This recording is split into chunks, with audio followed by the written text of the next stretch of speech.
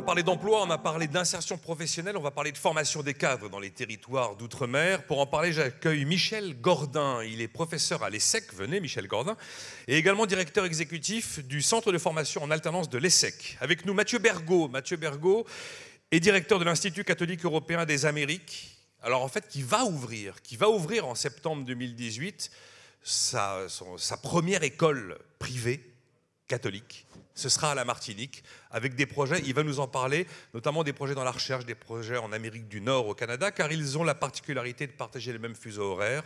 Et avec nous, Michel Jean-Marie, qui est directeur des ressources humaines du groupe SAFO. Bonjour Michel Jean-Marie.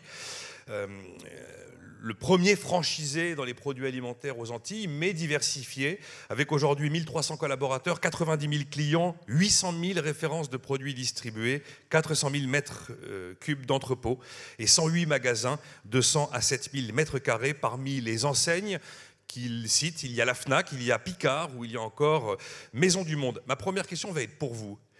J'entends en métropole tous les chefs d'entreprise, et j'en vois énormément, me dire « je n'arrive pas à recruter ». Je ne trouve pas les compétences que je cherche. Est-ce que c'est votre cas au groupe SAFO? Nous ne pouvons pas dire que ce soit notre cas, puisqu'en fin de compte, nous recrutons beaucoup d'Antillais qui viennent de la métropole. Nous recrutons aussi bien en Outre-mer, mais également en métropole. Et trouver des cadres, il faut les chercher, il faut comme on dit, avoir le réseau. Et là, nous l'avons et nous trouverons. Donc vous trouvez, vous n'avez pas de problème? On a quelques difficultés sur certains postes, mais sur d'autres postes, là aussi, nous n'hésitons pas à faire marcher le réseau. Et on trouve des compétences. Michel Gordin, qu'est-ce que c'est qu'un cadre? Est-ce qu'un cadre, c'est quelqu'un qui est diplômé à Bac +3 +4 ou quelqu'un qui a simplement un talent particulier, une motivation particulière? Un cadre, c'est pour moi d'abord un homme d'action, quelqu'un qui fait. Alors oui, vous avez le dirigeant qui pense, mais le cadre, il exécute. Alors vous pouvez être cadre supérieur, on peut en discuter. Et pour agir, il a besoin de 3 choses. Il a besoin pour moi de compétences académiques, dirons-nous, de savoir. Donc d'un diplôme? C'est pas les compétences académiques, le diplôme, il ne sanctionne pas seulement des compétences académiques. Il sanctionne aussi un savoir-faire. Et il sanctionne aussi un savoir-être. Et pour moi, un diplôme, il doit vous sanctionner les 3. C'est pas évident d'aller retrouver le savoir-faire et le savoir-être dans le profil de quelqu'un qui vous envoie son curriculum vitae, qui a priori pourrait correspondre au profil académique. Oui, mais quand vous recevez un CV, vous ne recevez pas seulement les diplômes académiques. Vous recevez les expériences professionnelles. Qu'est-ce qu'il a fait? Enfin, je parle à la place... à votre place, mais je ne sais pas comment vous examinez un CV, mais je pense que l'expérience professionnelle, je ne dis pas que le diplôme ne sert à rien, loin de là, mais je pense que l'expérience professionnelle est aussi assez déterminante. Mais à la limite, tout est important, le CV. Vous avez effectivement les connaissances, l'expérience, mais il faut regarder également ce que la personne fait en dehors du travail, quel type de sport, si elle fait du sport, si elle est engagée dans des associations culturelles, voilà. Donc là aussi, il faut regarder l'ensemble du CV, mais pas uniquement la connaissance et puis l'expérience. Après, 2 CV peuvent se ressembler à la limite et puis vous n'avez pas les mêmes profils en face de vous. Mathieu Bergot, on a énormément, depuis le début de la matinée, évoqué le phénomène de la fuite des talents, le fait qu'il y avait un manque d'établissements de formation directement implantés dans les territoires d'outre-mer. Quelle est votre ambition avec l'Institut catholique européen des Amériques, qui va donc voir le jour en Martinique en septembre 2018? Offrir une formation locale pour que les gens qui ont des talents et des compétences et des motivations restent et apprennent sur place? C'est pour qu'ils aient la liberté de rester ou de partir. On forme des hommes libres, évidemment. On sait tous que ce qui peut arriver de mieux à un Martiniquais, par exemple, c'est de partir, de voir le monde, de bouger, d'avoir des expériences ailleurs. Mais il faut qu'il sache où sont ses racines. Et si, dès l'âge de 18 ans, on lui coupe ses racines en disant « écoute, tu pars, tu vas faire tes études », l'expérience monte et la preuve en est, on le voit dans toutes les statistiques, ils ne reviennent pas. Ou alors ils reviennent à l'âge de la retraite, ce qui n'est pas forcément l'endroit où on les attend le mieux.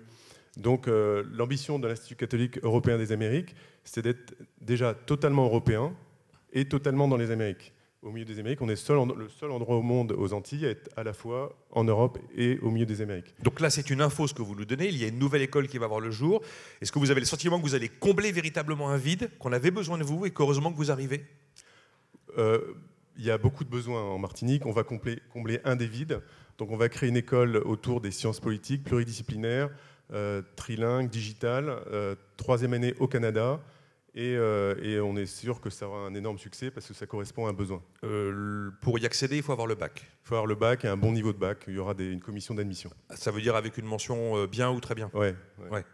Et un bac local. Enfin, et un bac, on acceptera des gens qui viendront d'ailleurs, évidemment, mais l'objectif, c'est quand même de faire une proposition aux Martiniquais de poursuivre leurs études, de commencer en Martinique, de vraiment faire des expériences internationales nombreuses, de pouvoir bénéficier de la situation en Martinique où on pourra avoir des cours en temps réel avec le Canada, par exemple.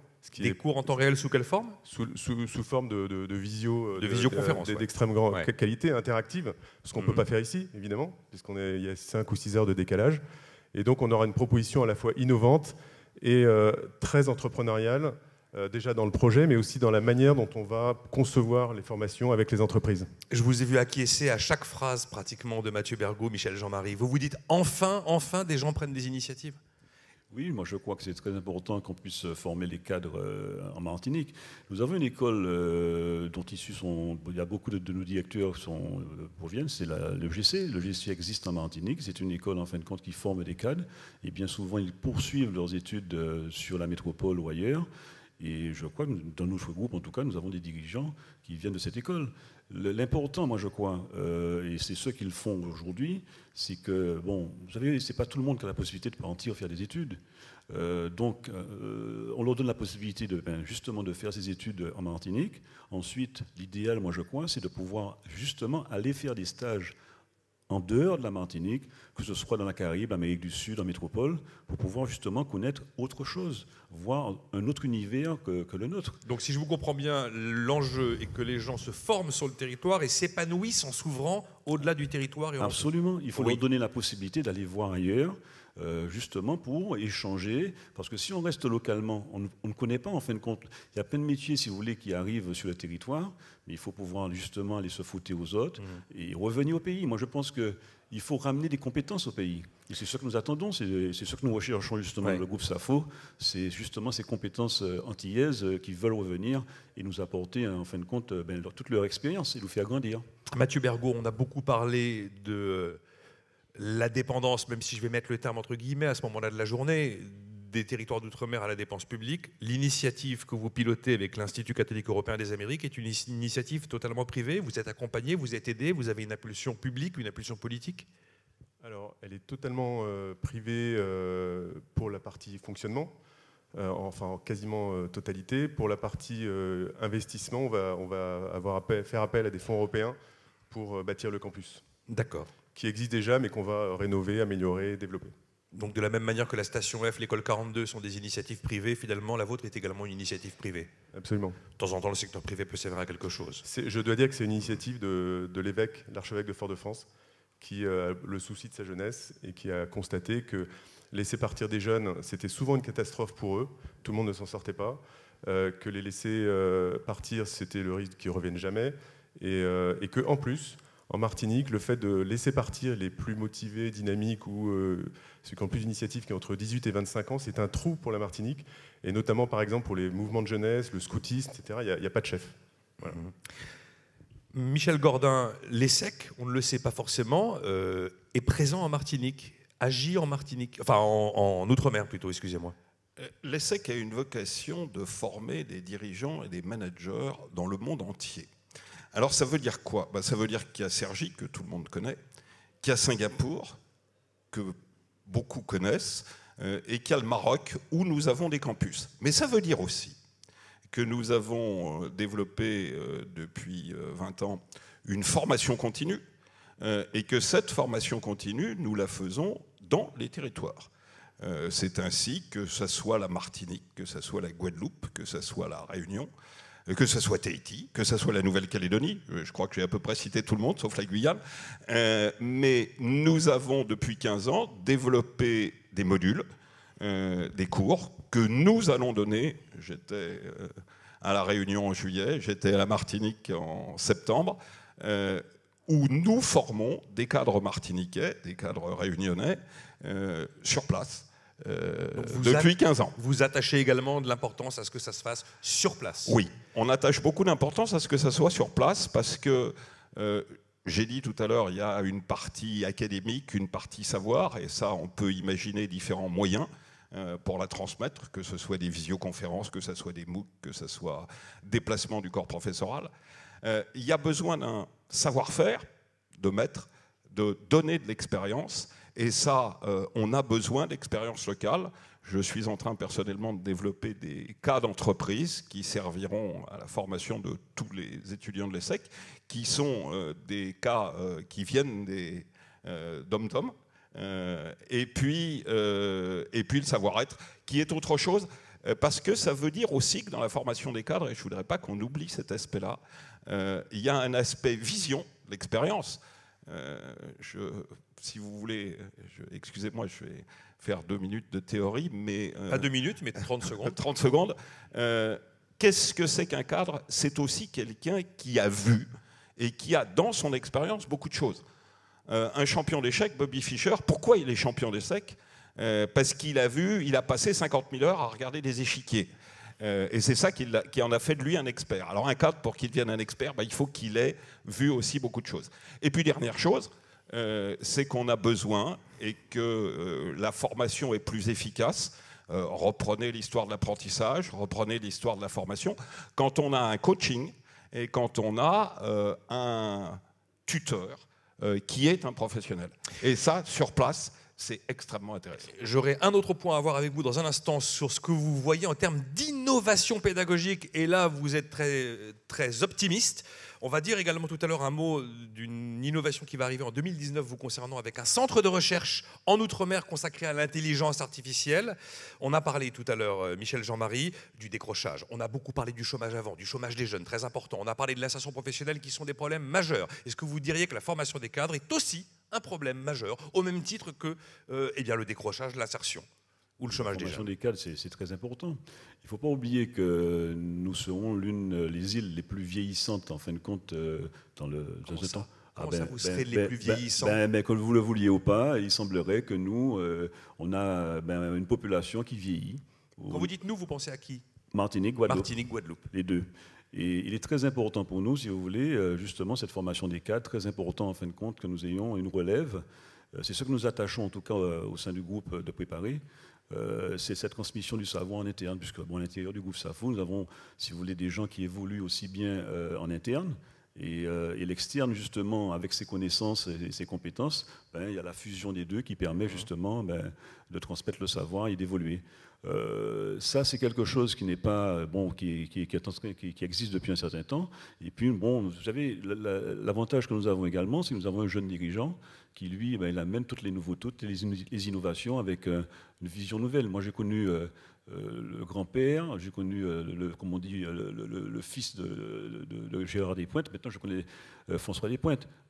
J'ai vu les trois générations, et c'est vrai que ces 3 générations qui amènent à chaque fois du nouveau, de l'innovation. En une année, on a eu 3 enseignes.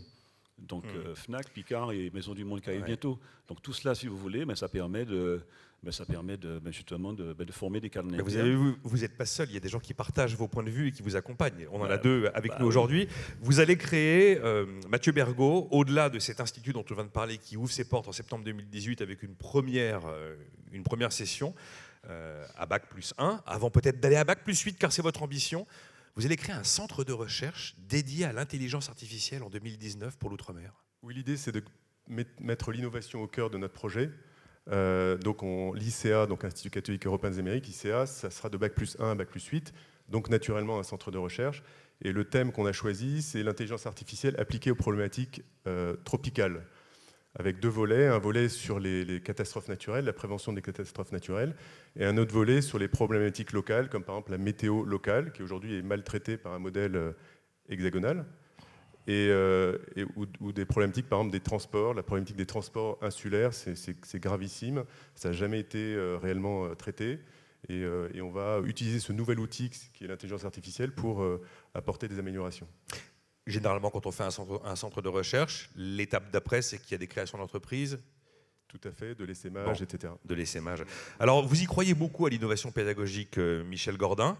Dites-moi un petit peu ce que vous de très concret, vraiment très palpable. Comment vous y... on a évoqué le fait qu'on est sur des territoires évidemment forcément un peu isolés, qu'on utilise le canal horaire, la tranche horaire avec le Canada pour faire justement déjà des cours en live entre deux territoires qui sont distants de plusieurs milliers de kilomètres. Qu'est-ce que vous avez en tête pour finalement aller peut-être beaucoup plus vite grâce aux nouvelles technologies et à l'innovation pédagogique? Je crois que les méthodes d'enseignement vont se bouleverser de façon que peu réalisent dans les temps à venir. Mais temps à venir vite. Les temps à venir, c'est demain. Vous avez aujourd'hui de la formation de très haut niveau. Professeur de Harvard, professeur de l'ESSEC, professeur de HEC, professeur de probablement de Polytechnique. Je n'ai pas été vérifié en détail. À travers ce qui s'appelle des MOOC, ça veut dire Massive Online Open Courses. C'est des formations qui sont accessibles à tout le monde depuis n'importe où et qui sont en plus gratuites. Le modèle économique est parfois contesté, mais ce sont des choses qui existent. On a l'impression que c'est embryonnaire, Michel Gordin. Non, on parle beaucoup des MOOC en disant que ça va tout changer. Je peux vous dire qu'en 2 ans, on en a créé 17. Donc ce n'est pas forcément embryonnaire sur des sujets qui vont de la complexité à la philanthropie, etc. Il y a des choses extrêmement importantes qui peuvent se faire. Deuxième chose, il n'y a plus besoin pour un professeur d'aller se déplacer. On est capable aujourd'hui, vous en parliez, par des vidéos, d'organiser des face-à-face avec réaction de l'assistance entre Cergy, Singapour, Rabat. On sait faire. On est en train d'imaginer des jeux d'entreprise, permettent de faire des cas, dans lesquels vous pouvez avoir un groupe en Martinique, un groupe à La Réunion, etc., qui font le même jeu au même moment. Donc vous voyez qu'on est en phase de bouleversement. On a dans nos programmes, je vous parle de l'esprit pratique, de l'esprit savoir-faire, on demande sur des programmes diplômants à nos étudiants de faire des mémoires. On n'a pas besoin d'avoir un professeur qui soit en Martinique. On est capable de les encadrer depuis Cergy, etc. Bref, Michel Gordin, on est à un tournant, à un vrai tournant technologique.